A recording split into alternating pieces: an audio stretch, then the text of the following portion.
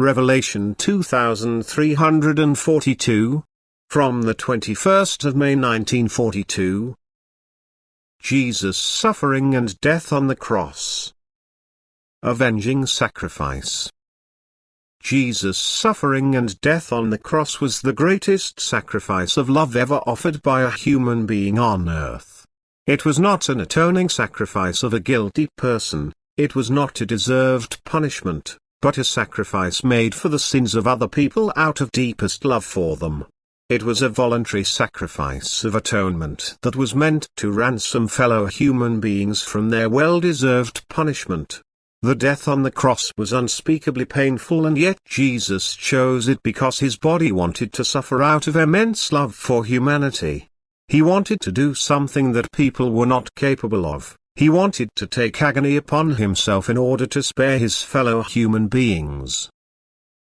He knew that people's fate after death is suffering and torment as a just punishment for their apostasy from God, that is their will which is opposed to God.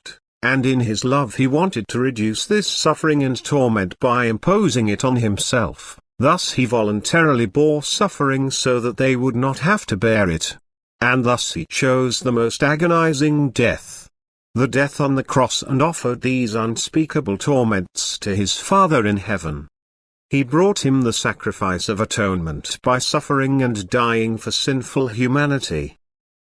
And this sacrifice was pleasing to God. For Jesus was pure and blameless, he was without sin.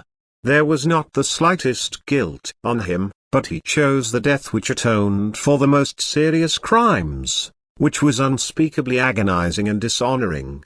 He let his pure body be crucified by people who, in their state distant from God, were followers of Satan, and as a result his soul also suffered unimaginable torment in addition to the body. For his pure soul felt every sinfulness as torment. The soul, which had become love, suffered from the lack of love. And yet it took these torments upon itself in order to make people's fate more bearable. The sacrifice was made to God in merciful love, and God accepted it with pleasure.